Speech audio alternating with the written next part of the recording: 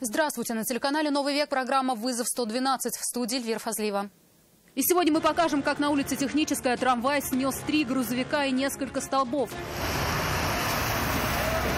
Общественный транспорт смог остановиться только через несколько сотен метров. Покажем водителя, который силой мысли заставил себя протрезветь. Я думал, что я трезвый.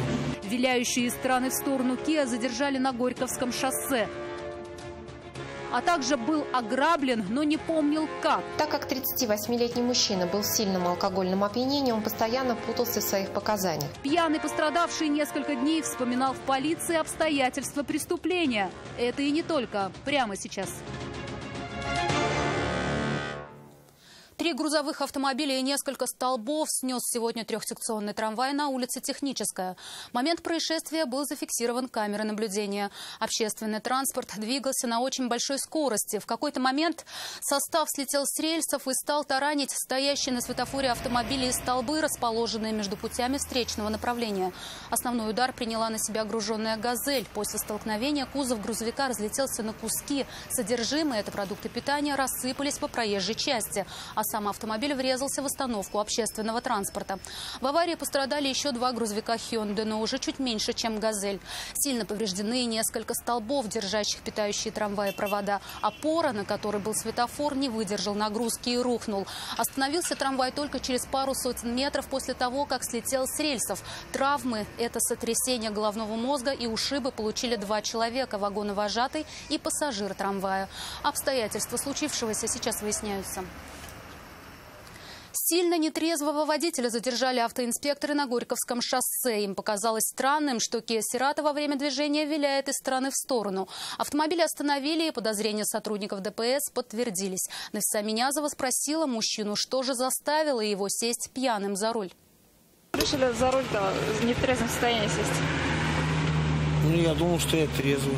Его остановили на Горьковском шоссе. Если бы не внезапный интерес автоинспекторов, то, говорит, просто доехал бы до дома и лег спать. Я переживаю. Если бы не переживал, я бы с инспекторами ругался бы. А я веду себя адекватно и разговариваю на адекватных тонах. Скрывать, что пил перед тем, как сесть за руль, мужчина не стал. Тем более, что наличие алкоголя в крови подтвердил и алкотестер. Прибор показал 0,992 миллиграмма чистого спирта в литре выдыхаемого воздуха. Дальше-то будете ездить в нетрезвом состоянии? Нет, конечно.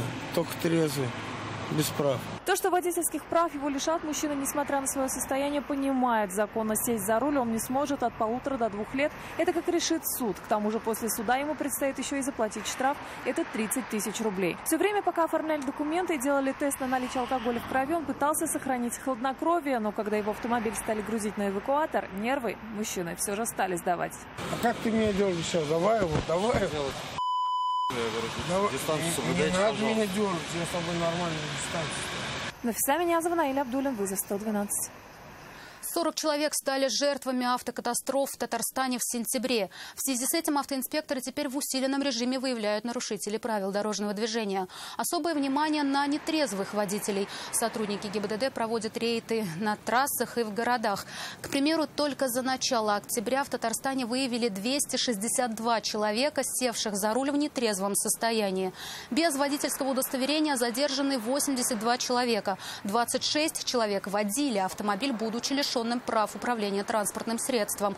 Не обделяют вниманием и пешеходов, в особенности на тех, кто любит по ночам прогуливаться по трассе в темной одежде и без световозвращающих элементов на ней. Девушка, управлявшая мотоциклом, пострадала в результате столкновения с «Газелью» в самом центре Казани. Авария произошла на пересечении улиц Право-Булачная и Ташаяк. Водитель грузовика стал поворачивать налево. В это время за ним ехали несколько мотоциклов. Один из них протаранил грузовик сзади. Какие травмы получила пострадавшая, знает Алия Хайруддинова. У нее перелом руки.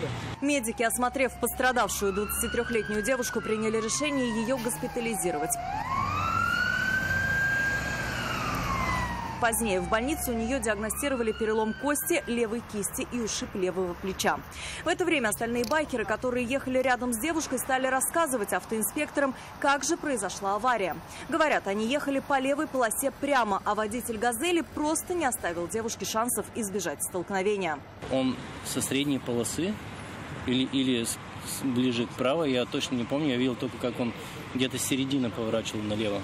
48-летний водитель «Газели» с этим был категорически не согласен. По его словам, он совершал маневр по всем правилам с крайней левой полосы, предварительно включив поворотник. И вдруг почувствовал удар сзади. Мотоциклисты, говорит, ехали с очень большой скоростью. Я шел по Булаку, поворачивал вот сюда налево, с поворотника, все как должно быть. Троих я увидел, а двоих не увидел. Они вообще прямо собирались, я так понимаю? Ну, они прямо летели, да. Теперь установить вину каждого из участников столкновения предстоит на детальном разборе в автоинспекции. Алия Хайрудинова, Нафиса Минязова, Наиль Абдуллин, вызов 112. 2 КАМАЗа не заметил водитель «Шкоды» на проспекте Победы и врезался в заднюю часть второго грузовика. Он был неисправен. Большегруз буксировали на жесткой сцепке, и водителя в нем не было. В аварии пострадал сам водитель легковушки, но к медикам обращаться не стал. Он рассказал Татьяне Тимошенко, почему не заметил совсем немаленькие грузовики. Ну, кто-то там сигналит, машина. Вас, говорит, это вырезался, говорит, «Шкода». Я остановился. Как рассказал водитель КАМАЗа, который буксировал грузовик своего коллеги на базу, из-за поломки они даже не заметили, что в них въехала иномарка. Остановились лишь после того, как им стали сигналить очевидцы. Водитель «Шкоды» рассказал, почему не успел остановиться перед многотонниками. Я хотел перестроиться, темно было, попал с левой стороны. Впереди меня машина ехала, он перестроился, я не заметил. Вот. Я не знаю даже, что они стояли или ехали. Мужчина жаловался на боли в области груди, но к медикам он обращаться не стал. В результате тарана передняя часть его машины была разбита практически полностью. По его словам, у грузовиков не горели габаритные огни, не работала и аварийная сигнализация. Однако водитель КАМАЗа с этим был не согласен. Чья же вина в этом происшествии теперь предстоит установить автоинспекторам. Татьяна Тимошенко, Нафиса Минязова, Наиль Абдуллин, вызов 112. 52-летний мужчина пропал на реке Кама напротив села Вандовка Мамадышского района. Сообщение о пропаже человека поступило на единый номер вызова экстренных служб 112 днем 6 октября. Как рассказал его сын, 5 октября отец со своими знакомыми уехал на рыбалку на автомобиле. Его товарищи в понедельник вечером с рыбалки вернулись, а он сам должен был их догнать на моторной лодке. Однако мужчина так и не объявился. Автомобиль пропавшего остался на берегу. Ни лодки, ни мотора на месте не было. Чуть позже ее нашли у села Сухой Берсуд. Поиски пропавшего мужчины продолжаются.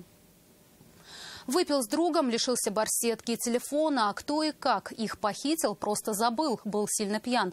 На это, видимо, рассчитывал злоумышленник. В полицию обратился сильно нетрезвый мужчина, который сообщил об ограблении. Но вот о подробностях рассказать не смог. Несмотря на это, полицейские все же смогли вычислить подозреваемого. Как расскажет Вероника Гайнудинова.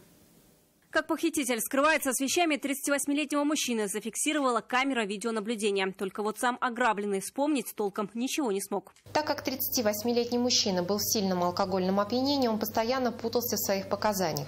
В течение нескольких дней работы с заявителем сотрудники полиции установили обстоятельства произошедшего. Удалось выяснить, что до того, как обратиться в полицию, мужчина со своим знакомым в сквере распивали спиртные напитки. Чуть позже к ним подошел молодой человек, который увидел, что мужчины сильно пьяны. Он воспользовался их состоянием, выхватил у потерпевшего барсетку и убежал. Там, в числе прочего, был и мобильный телефон. Пострадавший попытался догнать похитителя, но не смог. Состояние опьянения давало о себе знать. По данному факту органами дознания возбуждено уголовное дело по признакам состава преступления, предусмотренного частью 1 статьи 161 Уголовного кодекса Российской Федерации «Грабеж». Вскоре оперуполномоченные отдела полиции Московский установили и задержали подозреваемого. 29-летний задержанный свою вину признал и рассказал, куда дел мобильный телефон потерпевшего. Похищенное средство связи полицейские нашли в одном из пунктов приема. Вероника Гайнудинова, Нафиса Минязова, вызов 112. Это все, о чем мы успели вам рассказать. Обо всех происшествиях вы можете сообщать нам по телефону 570 50 50 или на мобильный 8 98 69 112 112. Также мы доступны в социальных сетях. Присылайте видео, снятое вами. В студии была Эльвира Фазлиева. До встречи и не бросайте вызов судьбе. Вдруг она его примет.